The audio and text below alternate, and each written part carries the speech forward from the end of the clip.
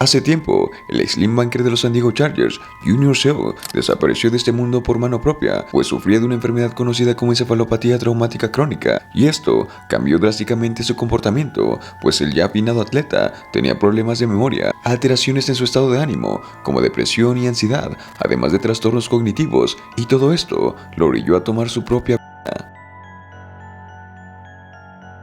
El exjugador de la NFL, Junior Seau, fue encontrado este miércoles sin vida dentro de su hogar al norte de San Diego, California.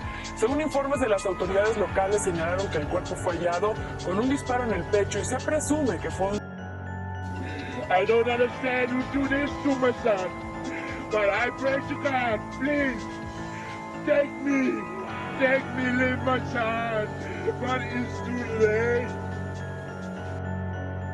Por otro lado, Dave Durson, quien jugó para los Chicago Bears, también sufrió varios golpes en su cabeza durante su carrera y de una manera similar también tomó su propia vida, y en la autopsia se le diagnosticó con encefalopatía traumática crónica. Por otra parte, el exjugador de los New England Patriots, Aaron Hernández, tenía problemas de conducta y era muy conocido por tener una vida violenta fuera del campo, y tras su deceso en el 2017, la autopsia también reveló que padecía de encefalopatía traumática crónica. Todos estos casos tienen algo en común. Todos ellos habían sufrido numerosos golpes en la cabeza durante su carrera, y todos ellos tenían cambios en su conducta, problemas de memoria y dolores de cabeza persistentes. Todos esos problemas dentro de su cabeza fue lo que finalmente los llevó a su fatal destino. ¿Pero por qué? ¿Qué era lo que pasaba en la cabeza de estos jugadores de fútbol americano? ¿Y cómo le afecta al cerebro este tipo de impactos repetitivos? Bueno, hoy lo averiguaremos.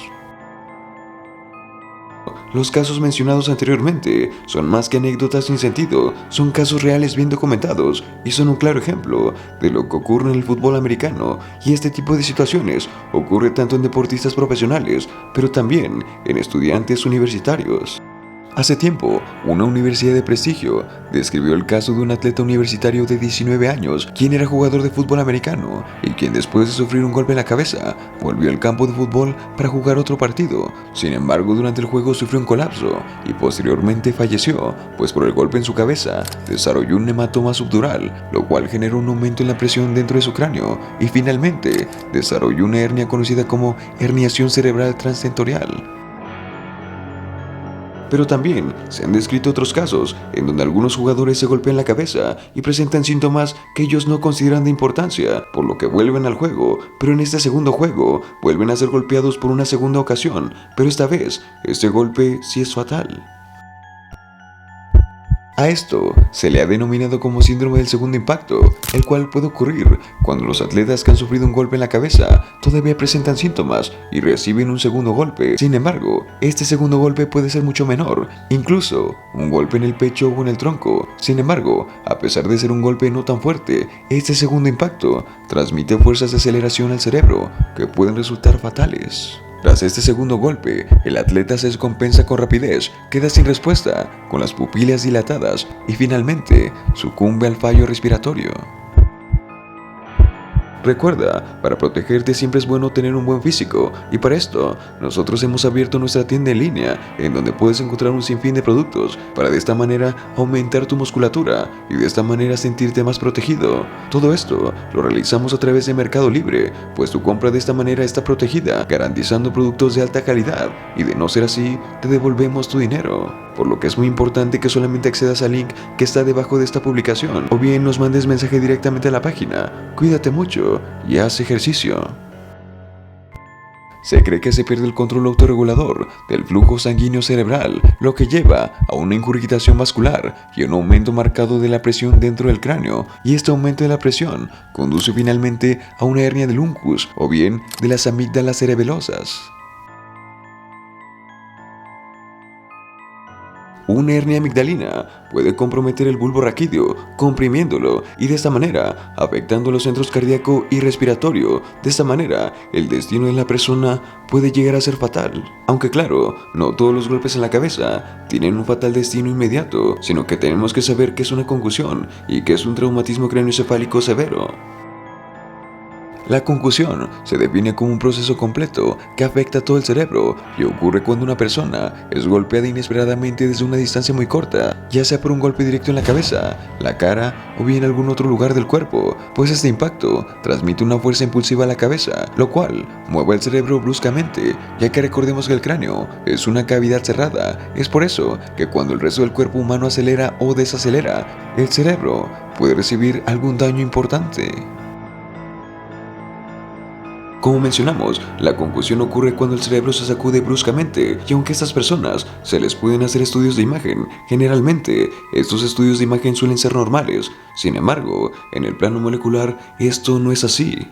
En el plano molecular existe una degradación inmediata de las membranas neuronales y esto produce una salida masiva de potasio al espacio extracelular y esto provoca la liberación de aminoácidos excitadores y en particular el glutamato, los cuales estimulan aún más la salida de potasio y a medida que aumenta la concentración extracelular de potasio se desencadena la despolarización neuronal y además la bomba sodio-potasio trata de corregir todo esto, pero como en todo este proceso se gasta una gran cantidad de energía, la glucosa se consume tan rápido y esto provoca la generación y acumulación de ácido láctico, pero esto no es para nada bueno. Posteriormente, ocurre una disfunción en las mitocondrias de las células y la glucosa no puede utilizarse de manera eficiente. Esto puede persistir hasta 10 días, pero a largo plazo, esto causa muchos problemas, como lo mencionamos anteriormente. La concusión se ha estudiado con más detalle en el fútbol americano, sin embargo, hay otros deportes que tienen una incidencia más alta de concusión o concusiones, como lo es el hockey. Sin embargo, también existen otros deportes en donde la concusión no se identifica adecuadamente, debido a que no siempre se presentan síntomas característicos. Las concusiones que provocan situaciones dramáticas, como una pérdida de la conciencia prolongada, se detectan con mucha rapidez. Sin embargo, la mayoría de las concusiones producen síntomas más sutiles, como dolor de cabeza y mareos. También, la concusión puede ser simple o bien compleja, dependiendo del tiempo, la duración de los síntomas o bien la duración de la pérdida de la conciencia, entre algunas otras cosas. La concusión simple es aquella en la que la lesión se resuelve a cabo de 7 a 10 días, pero la concusión se califica como compleja cuando persisten los síntomas, cuando se han padecido numerosas concusiones, o bien la persona sufre secuelas como convulsiones, una pérdida de la conciencia de más de 1 minuto, o bien una alteración en la conducta prolongada. Aunque actualmente los cascos de fútbol americano tienen cierto diseño para evitar este tipo de lesiones, no hay un estudio fiable al 100% que nos indique que hay una manera de evitar las concusiones en el fútbol americano o bien en algunos otros deportes de contacto, y esto ocurre debido a que, como mencionamos, el cerebro está en una cavidad cerrada, inmersa en líquido, y cuando se mueve repetidamente, este puede sufrir algunos daños severos, por lo que ninguna protección externa puede ser fiable al 100%. Pero el fútbol americano no es el único deporte violento, sino que existen otros deportes en los cuales se sufren daños severos. Pero ¿qué es lo que le pasa al cuerpo humano en estos deportes? ¿Cuáles son las complicaciones presentes en estas situaciones? ¿Y cómo el cuerpo humano puede llegar a anteponerse a este tipo de situaciones adversas, a pesar de lo difícil que sea? O bien, algunos no logran recuperarse nunca. ¿Qué es lo que marca la diferencia entre aquellos que se recuperan de este tipo de lesiones y otros que simplemente no tuvieron tanta suerte? Bueno, estas y otras preguntas las podremos resolver en algún otro momento. En fin, eso ha sido todo por el video de hoy. Nos vemos en el siguiente video, camaradas. Hasta pronto.